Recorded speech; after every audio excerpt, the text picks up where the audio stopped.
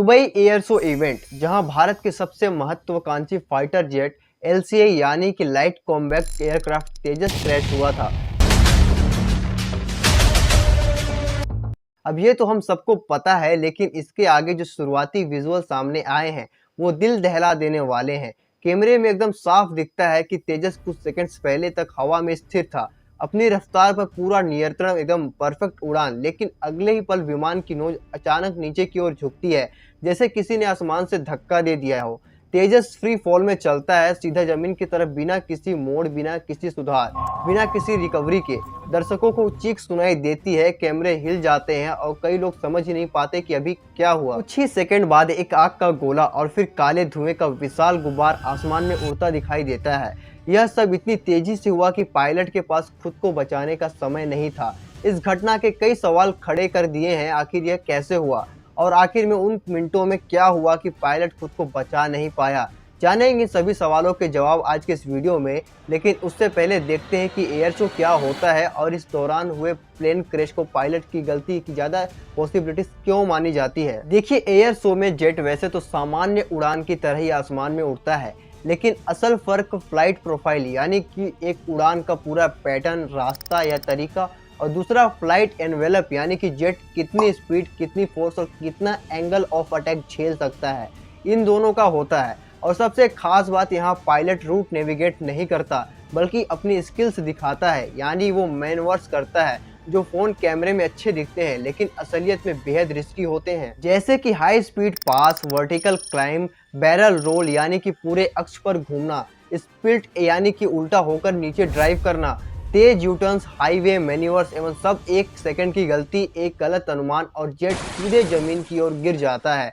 और यहाँ पर ध्यान देने वाली बात यह है कि एयर शो में उड़ान बहुत ही ऑल्टीट्यूड पर होती है, यानी अगर जेट एक बार रास्ते से भटक जाए तो पायलट के पास रिकवरी के लिए 0 से 2 सेकंड होते हैं। तेजस के क्रैश वीडियो में यही दिखता है। पहले प्लेन अचानक ऊंचाई से गिर रहा होता है और फिर रोल करके स्टेबल होने की कोशिश, लेकिन जेट वापस अपनी पुरानी पोजीशन में नहीं आ पाता। इस दुर्घटना में पायलट नमन सयाल की मौत हो जाती है। हालांकि तेजस का जेफ 414 इंजन दुनिया के सबसे भरोसेमंद इंजनों में से एक है और फाइटर जेट्स के लिए बैटल टेस्टेड माना जाता है, लेकिन जब तक कोई तकनीकी खराबी नकारना भी गलत नहीं होता जब तक जांच रिपोर्ट सामने नहीं आ जाती।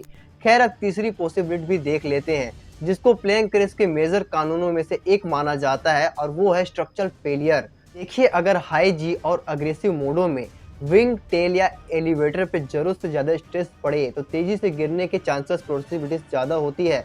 हालांकि तेजस के मामले में एविएशन एक्सपर्ट अनंत सेठी स्ट्रक्चर फेलियर की संभावना को बहुत कम मानते हैं। उनका कहना है कि तेजस की बिल्ड क्वालिटी बहुत मजबूत है, लेकिन दूसरी तरफ एक रिपोर्ट है जो कि इसकी बिल्ड क्वालिटी पर एक बड़ा सवाल उठाती है। तेजस दुनिया का वर्ल्ड मीटर क्यों नहीं बन पाया? इसके पीछे का कारण डिजाइन में किए गए समझौते, घरेलू इंजन की कमी और आधुनिक सिस्टमों के देर से इंटीग्रेशन को बताया जाता है। खैर, तेजस MK1 जब बना था तो भारत का मकसद बिल्कुल साफ था। भारत को एक हल्का, तेज, बहुउपयोगी यानी मल्टी रोल और रिमक 21 का सस्ता आधुनिक विकल्प देना। यह F-16 और ग्रिफन जैसे शुरुआत चौथी पीढ़ी के जेट्स के बराबर था, लेकिन दिक्कत तब आई जब के सामने चौथी पीढ़ी का प्लेन आया और दुनिया 4.5 और 5th जनरेशन पर जा चुकी थी और तेजस उसी चौथी पीढ़ी के फ्रेम में अटका रह गया। और इस मामले में इसका परफॉर्मेंस पैरामीटर्स पीछे रह जाता है। जैसे कि तेजस का कॉम्बैक्ट रेडियस सिर्फ 300 किलोमीटर है, जबकि ग्रिफन का 800 किलोमीटर और F-16 का लगभग 1300 किलोमीटर। तेजस का टर्न अराउंड टाइमिंग 60 मिनट से ज़्यादा है, यानी एक सॉल्टी के बाद से उसे दोबारा मिशन रेडी करने में 1 घंटा लगता है। मतलब जहां आज के आधुनिक युद्ध क्षेत्र में अपोनेंट जेट 30 मिनट से भी कम समय में फिर से उड़ान लौट आते हैं, वहीं भारत के तेजस को इसमें डबल टाइम लग जाता है, जो कि एक गंभीर ऑपरेशनल बाधा बन जाती है। 2017 में एक पूर्व आईफे टेस्ट पायलट ने साफ कहा था, LCG हमारे अपेक्षा पूरी नहीं कर सकता, इसे जिंदा वापस लाने के लिए और ज़्यादा समक्ष विमानों की एक्सपोर्ट चाहिए। EJS MK1 एक अच्छा फाइटर जेट है, लेकिन यह रणनीतिक गेम चेंजर नहीं बन पाया क्योंकि यह दर्शकों की तकनीकी लड़ाई का नतीजा है, जहां डिज़ाइन में समझौते हुए इंजन कमज़ोर रहा और एयर फ्रेम अब पुराना हो चुका है। अब आते हैं उसके दूसरे सवाल पर, जिसको हमने शुरुआत में आपसे पूछा था कि लास्ट मिनट्स में क्या हुआ था और प्लेन क्रैश कर गया। देखिए, दुबई एयर शो के अधिकारियों और भारतीय रक्षा टीमों की शुरुआती जांच में सबसे पहला कारण सामने आता है कि नियंत्रण खो देना।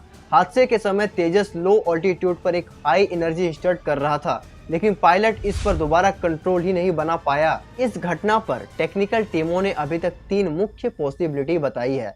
पहला, स्टॉल यानी कि अचानक लिफ्ट खो देना। दूसरी, पावर लॉस यानी इंजन को एक पल के लिए भी सांस छोड़ देना। या फिर फ्लाई बॉय वायर सिस्टम में कोई ग्लिच या तेजस जैसा डेल्टा विंग जेट में तुरंत असर दिखाता है। देखिए, जब भारत और संयुक्त अरब अमीरात की संयुक्त जांच टीम अब जेट के मिशन कंप्यूटर और इंजन मॉनिटरिंग सिस्टम को डाटा रिकवर तो कर रही है, जिससे पता चल सकेगी कि कंट्रोल लॉस का मेन कारण क्या था। और जैसे ही ये हादसा हुआ तो उस पर दुख जताने के अलावा एक सवाल और उठने लगा कि भारत के लिए कितना बड़ा सेटबैक होगा। जब आप इसका जवाब सुनोगे ना, तो आप भी सोचने पे मजबूर हो जाओगे। यह सिर्फ एक प्लेन क्रैश से जुड़ा मामला नहीं है, बल्कि इसका असर तेजस और भारत के क्रेडिबिलिटी से जुड़ा हुआ है। दरअसल दुबई एयर शो में एक ऐसा शो है जहां पूरी दुनिया की नज़र होती है, कौन सा देश क्या टेक्नोलॉजी बना रहा है और कितना एडवांस है, वगैरह वगैरह। और भारत ने भी अपनी टेक्नोलॉजी की ताकत दिखाने के लिए तेजस को भेजा था। यह देश का सबसे बड़ा स्वदेशी लड़ाकू विमान प्रोजेक्ट है, लेकिन इस क्रैश से 2 चीजों पर भारत के लिए चुनौती बन सकती है। अगर कोई टेक्निकल ग्लिच सामने आया तो पहली, भारतीय वायु सेना में इसका इंडक्शन प्रभावित होगा। दूसरी, विदेशों में तेजस बेचने की संभावना का बड़ा झटका लगेगा।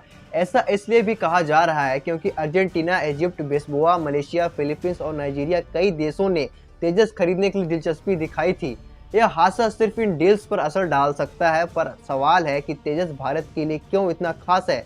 तो इसकी कहानी शुरू होती है 1983 में, जब भारत में मिग 21 का नया स्वदेशी विकल्प बनाने का फैसला लिया गया था। उस समय 1990 का दशक था। एरोडायनेमिक डिजाइन तैयार हुआ, कंपोजिट एयर फ्रेम पर रिसर्च हुई, मतलब जेट का शरीर किन चीजों से बनाया जाए। फ्लाई बॉय वायर सॉफ्टवेयर लिखा गया, यानी वो प्रोग्राम जो कंप्यूटर तय करे कि जेट कैसे मुड़ेगा या झुकेगा, ताकि पायलट को आसानी हो। और सबसे मुश्किल एयरक्राफ्ट को स्थिर बनाने का काम हुआ, लेकिन असली जेट को हवा में उड़ाने के लिए पूरे 18 साल लग गए। आखिरकार 4 जनवरी 2001 ऐतिहासिक दिन ऐसा आता है जब तेजस ने पहली बार आकाश में उड़ान भरी, और 2003 में पीएम अटल बिहारी वाजपेयी ने इसका नाम रखा तेजस, यानी कि चमक। पूरा देश इसे भारत की टेक्नोलॉजी की आज़ादी के रूप में देख रहा था, लेकिन यहीं से असली संघर्ष शुरू होता है। टेस्टिंग, सर्टिफिकेशन, इंजन की दिक्कतें और एयरफोर्स की मांगें, इन सब ने प्रोजेक्ट को बार बार रोका। इसी कारण तेजस को भारतीय वायुसेना की सेवा में औपचारिक रूप से शामिल होने में 2001 से पूरे 15 साल और लगे, और यह 2016 में जाकर ऑपरेशनल होता है। अब इसकी कुछ खासियत है जो इसे भारत के लिए स्पेशल बनाती है, जैसे कि 50% पुल पुर्जे भारत में बने, modern ELM 2052 radar, 10 target track है जिसे 460 मीटर रनवे पर टेक ऑफ करके सबसे हल्का 6500 केजी तेजस मिग 21 की जगह लेने वाला भारत का भविष्य बैकबोन फाइटर है। तेजस का दुबई में क्रैश होना इस सिर्फ एक तकनीकी हादसा नहीं है, भारत के डिफेंस कॉन्फिडेंस पर भी एक चोट माना जा रहा है। और यह कोई पहली बार नहीं है जब तेजस क्रैश हुआ है।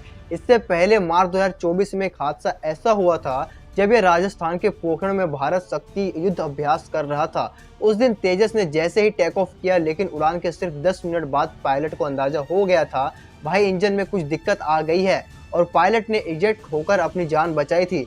बाकी यह वीडियो आपको कैसे लगी कमेंट बॉक्स में जरूर बताइएगा। जाते जाते चैनल को सब्सक्राइब करना